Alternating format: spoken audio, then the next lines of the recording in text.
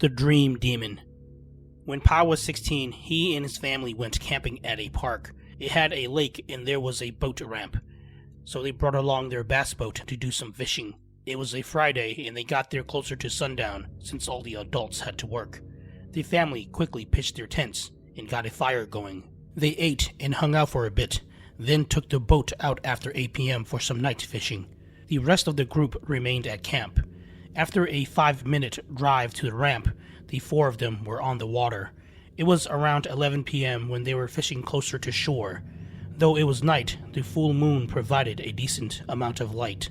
After not having much luck with any catches, Pao got bored and found himself scanning the vague shapes and forms around the shoreline. There were trees, bushes, and tall grass. Then he saw a person amongst the grass in front of the bushes. He looked past them and did a double take. Whether or not it was intentional, he did not know. Standing no more than 20 yards from the boat was a pale old man in dark clothing with a wide, sinister smile equal to the brim of his hat. His long white hair stuck out from underneath the hat and hung past his ears. The man looked like he belonged in another time period. The only ones maybe still dressed in that way were the Amish. Pao's breath caught in his throat as the old man held his gaze, staring into his soul. Pao stood there powerless, trembling, with his hand still on his fishing rod. It was as if the old man had control over him. The experience was similar to undergoing an episode of sleep paralysis. The old man continued with that wicked smile, his teeth showing as he brought a finger up and nodded, beckoning for Pao. His right foot slid toward the edge of the boat as if yanked by an invisible force. In a normal circumstance, he would have slipped onto his back, but in this case, his whole body remained as stiff as a corpse, knowing all too well it was the old man's doing. "Help," Pao pleaded as the words trailed off into a whisper. The teenager awkwardly cranked his head to the others as the man continued pulling him closer and closer to the edge. From the corner of his eye, he saw the man place a finger on his lips as if shushing him. Everyone was too occupied with their own fishing and conversations to notice his dire state. In a panic, Pao managed to let out a muffled cry before splashing into the cold abyss below. The others acted quickly and were able to pull him to safety. When asked about it, they said Pao was asleep. Then all of a sudden he got up and just jumped into the water. Everyone speculated the teenager may have been sleepwalking or associated the cause with the workings of a dragon. However, Pao knew whatever had control of him that night was no dragon, but something much darker, much more evil. Night hike. During one of our camping trips, 5 of my friends and I decided to do a night hike on one of the trails at a park we were staying at. It was Emma, Mang, Badur, Nancy, Danny, and I. The trail was known to be a good location for stargazing and was only under 3 miles. We've done a few night hikes before, so it wasn't new to us. The trail itself wasn't very long, but we'd have to drive there. We prepared our headlamps and flashlights, then made our way there. Danny drove us to the trailhead, parked the car, then we started our hike. We were halfway through the trail when Emma stopped us in our tracks. "Wait, y'all hear that?" Emma asked with a hand up as she concentrated on the sound. All of us froze and stopped talking at once as we focused intensely on what Emma could possibly be referring to.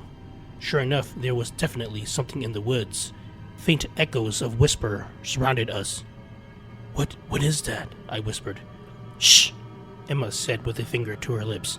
"They're getting closer." As the whispers got closer, a strange white haze crept around us from the darkness. It emitted an eerily subtle glow that somehow didn't necessarily light up the darkness, but was also glowing nonetheless. It defied all laws of science, confusing my senses. What sounded like whispers were actually the raspy echoes of wails filled with pain and suffering. They chilled me to the bones, and all the hairs on my body stood on end. I was sure the others were experiencing the same things.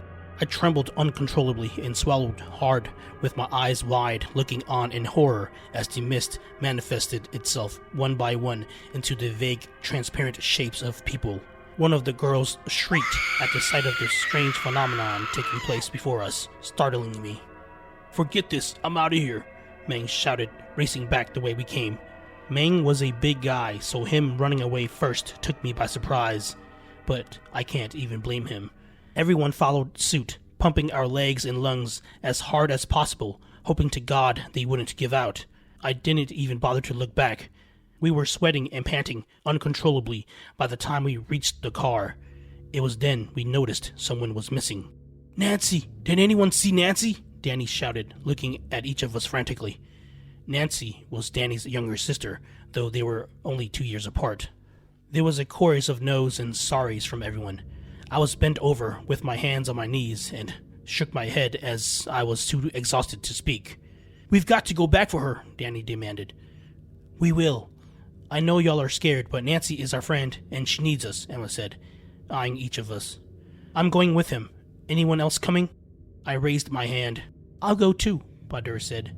Meng reluctantly joined us, and with that, our group headed back through the trail.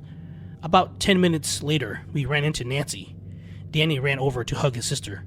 "Are you okay?" a teary-eyed Danny asked. "I'm sorry, I won't ever leave you again." Nancy said nothing and just looked at him.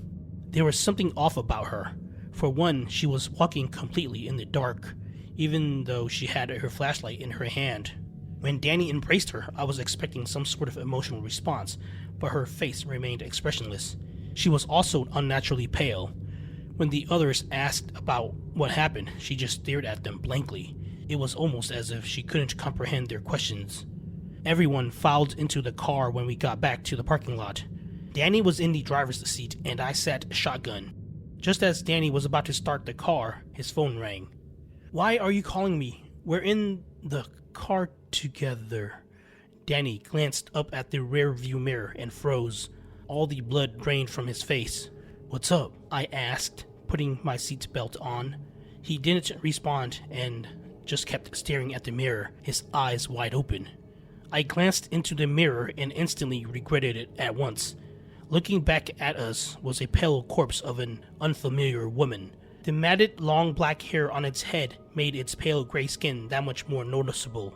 Its hollow black mouth stood agape as its head tilted slightly to the side, the whites of its eyes eerily radiating from the darkened rings of their sockets. I gulped at the sight of the horror glaring at us from inside the mirror. I looked over my shoulder, and there was Nancy eyeing us, her face devoid of any emotion. How was it even possible? I grabbed Danny's shoulder, startling him. "Let's go," I whispered with a nod, gesturing for us to get out of the car. Danny still had his phone to his ear. He shot a look over his shoulder, then back up at the mirror and nodded. We'll be right back," I stammered. "Where are y'all going?" Badur asked. "If y'all are going to pee, I'm coming too," Meng called out before I could say anything. Badur sucked her teeth.